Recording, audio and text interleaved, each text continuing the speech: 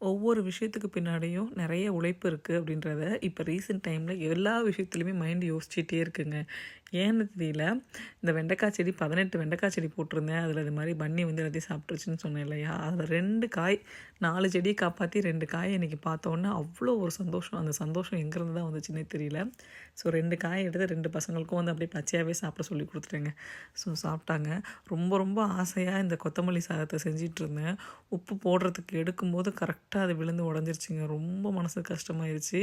சாதம் செய்யும்போது விரதம் இருக்கும்போது சமைப்பேன் இல்லையா? அப்போ வெங்காயம் போடாமல் சமைப்பேன். அதை வந்து நினச்சிக்கிட்டே செஞ்சேன். கரெக்டாக இப்போ பாருங்களேன் எப்படி விழுந்துச்சுன்னே தெரில. விழுந்து அக்கு சுக்கா உடஞ்சிருச்சு. ரொம்ப கஷ்டமாக இருந்துச்சு. என்னடா அது உப்பு ஜாடி உடஞ்சிருச்சே அப்படின்னு சொல்லிட்டு. சரி ஓகே அப்படின்னு சொல்லிட்டு 1 வருஷமாக இழுக்காத அடுப்பு முன்னாடி பின்னாடியெல்லாம் இழுத்து தொடச்சா இவ்வளோ குப்பை. எல்லாத்தையும் தொடச்சி எடுத்துகிட்டு நானே க்ளீன் பண்ணிட்டேங்க. நமக்கு இந்த மாதிரி என்னைக்காவது முக்கியமான வேலை செய்யும்போது தான் ஹஸ்பண்டுக்கு வேலை நிறையா இருக்கும்.